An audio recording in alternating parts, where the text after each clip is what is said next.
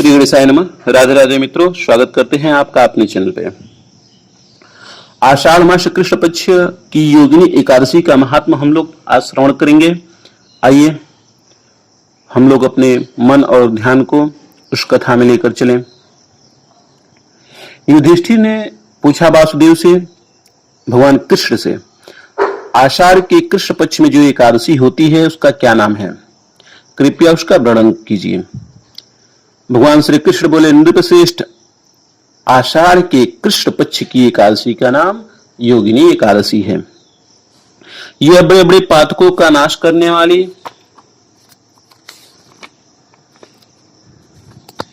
यह बड़े बड़े पातकों का नाश करने वाली है। संसार सागर में डूबे हुए प्राणियों के लिए यह सनातन नौका के समान है। तीनों लोक में यह सारभूत व्रत है। अलकापुरी में राजाधिराज कुबेर रहते हैं। वे सदा भगवान शिव की भक्ति में तत्पर रहने वाले हैं। उनके हेममाली नाम वाला एक यक्ष सेवक था जो पूजा के लिए फूल लाया करता था। हेममाली की पत्नी बड़ी सुंदर थी। उसका नाम विशालाक्षी था। वह यह काम पास में आबद्ध होकर सदा अपनी पत्नी में आसक्त रहता था। एक दिन की बात है, हेममाली मानसरोवर से फूल लाकर अपने घर में ही ठहर गया और पत्नी के प्रेम का रसास्वादन करने लगा। अतः कुबेर के भवन में न जा सका। इधर कुबेर मंदिर में बैठकर शिव का पूजा कर रहे थे। उन्होंने दोपहर तक फूल आने की प्रतीक्षा की। जब पूजा का समय व्यतीत हो गया तो यक्षराज ने कुपित होकर सेवकों से पूछा, यक्षो, दुरात्मा हेममाली क्यों नहीं आ रहा है? इस बात का पता लगाओ। यक्षों ने कहा, राजन, वह तो पत्नी की कामना में आसक्त हो अपनी इच्छा के अनुसार घर में ही रमण कर रहा है।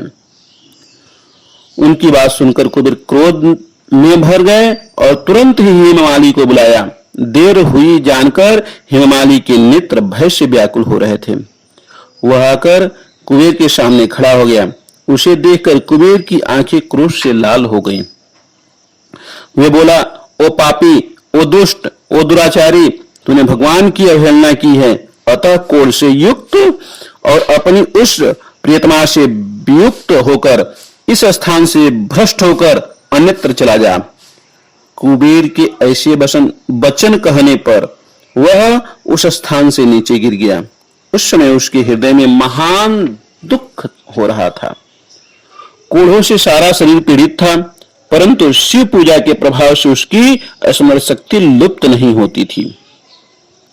पातक से दबा होने पर भी वह अपने पूर्व कर्म को याद रखता था। तदंतर इधर उधर घूमता हुआ वह पर्वतों में श्रेष्ठ नीलगिरी के शिखर पर गया। वहां उसके तपस्या के पुंज से मुनिवर मार्कंडेय जी का दर्शन हुआ। पाप कर्मा यक्ष ने दूर से ही मुनि के चरणों में प्रणाम किया।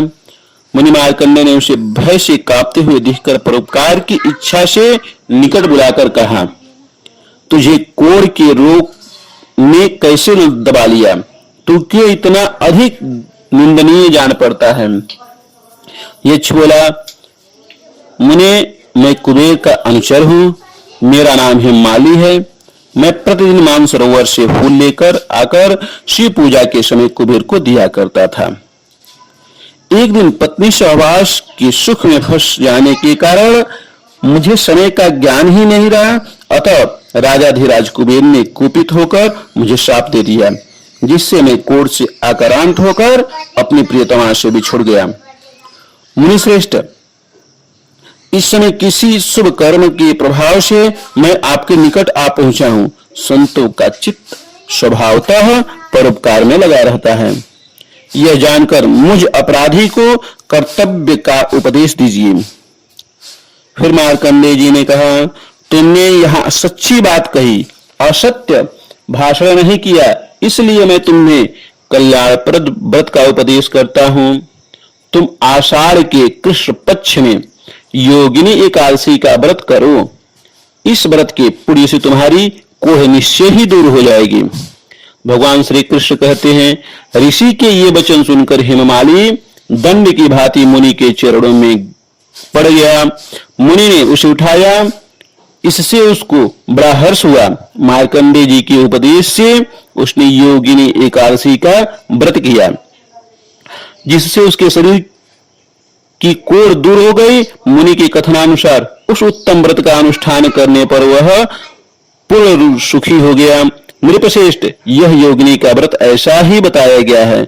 जो 88,000 ब्राह्मणों को भोजन कराता है, उसके समान ही फल उस मनुष्य को भी मिलता है। जो योगिनी एकादशी का व्रत करता है, योगिनी महापापों को शांत करने वाली है और महापुण्य फल देने वाली है। इसके पढ़ने और सुनने से मनुष्य सब पापों से मुक्त हो जाता है। यह आषाढ़ मास कृष्ण पक्ष की एकादशी, योगिनी एकादशी की व्रत कथा थी। मित्रों, अच्छा लगे तो चैनल को सब्सक्राइब करें, वीडियो अच्छा लगे तो लाइक और शेयर जरूर करें। मिलते हैं अगले वीडियो में, तब तक के लिए राधे राधे।